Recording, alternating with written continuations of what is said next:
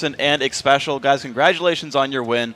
Let's start with Champ Select. 5 mid lane bans, and you guys picked up Zed in your first rotation of picks. So 2 questions on this one. First of all, why'd they let you have Zed, and why'd you destroy so hard?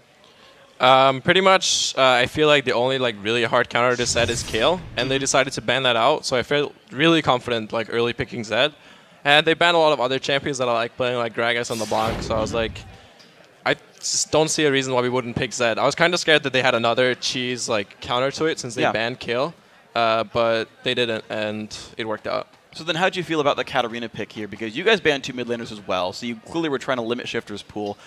You killed him at level 6. Tell me about this matchup here. I think the matchup goes pretty heavily into my favor, which is the same as most Katarina matchups. She's not a strong lane champion. It's more when she gets to team fights, she's really strong. I know people tend to run 21 defense on her just to get past the laning phase with farm, but when you get past the laning phase, she's so strong in team fights. And we even saw the team fight around Baron where Shifter completely destroyed us, because if you don't CC him right away, he just destroys your entire team. Yeah, and we will actually talk about that Baron fight a little bit later. Special questions for you. You guys had a pretty good time in that bottom lane overall. Seems like you guys were leading most of the time, harassing the Leona around, making things happen. Talk to me just about this 2v2 matchup against this Coast lineup.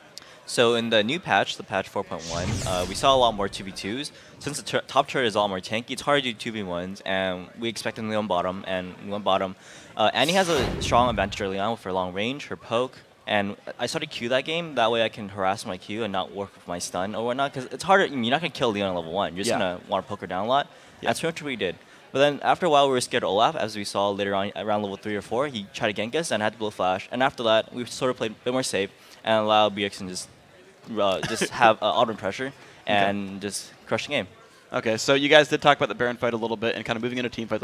We have a replay of the big Baron fight. Not the one where Katarina killed everyone, but the one afterwards where you guys did really well. Let's get that up on the screen, and we're going to start this one pause. So you guys got a little bit low, and you're fighting a Katarina. I want to hear from both of you guys on what you thought coming in, because you know, right? Yeah. I'm just going to do this analysis as the Fisio, because I like the Danish accents. So pretty much we go into the Baron knowing that Olaf is dead. So we know that they don't have Smite ready. So we want to finish the Baron. And he goes for a stun on Riven, but she has Quicksilver Sash. But then we decide to go back and just try to finish the Baron. So then you come in here and they're about ready to clean up. What keeps you guys alive when you know there's people ready to get resets on you? Pretty much we just try to finish the Baron and just get out ASAP. Then we figure out that we can actually keep fighting with me and Audwan just escaping, and then Darius just chases because he's so strong. All right, well, good job, of course, on that fight. Let me talk to you guys then about the lineup changes you guys made into this season, especially if you want to weigh in on what Bjergsen's done in his replacement over Reginald here. So obviously our shot calling hasn't been stellar. I mean, we did have that huge blunder where we almost made a Dignitas or XCG Baron throw, whoever you want to put that to now. I think everybody has done that. Sure. But pretty much generally, Bjergsen has just dominated every single mid laner that he's played against, which is kind of crazy.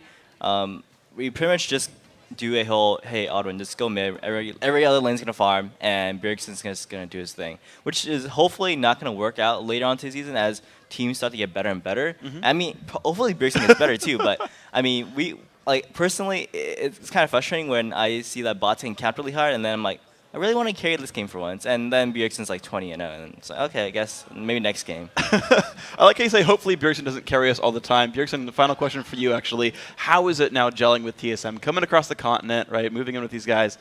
How's TSM working for you? I just really like it. We're obviously doing fairly well, and I enjoy being at the house. I enjoy hanging out with the guys. It's really nice to have a stable place where we can practice and just live, and I don't know, I just like it overall, and just playing with the guys at LCS is so energetic, and everyone is just talking so much, and everyone is so hyped for the match, and it's just awesome to be here. I like how being in first place is fairly well in your book. So hopefully you guys continue your success. Thank you very much for the interview, and congrats on the first place. Gonna keep it going, guys. We have more going on. Let's throw it over to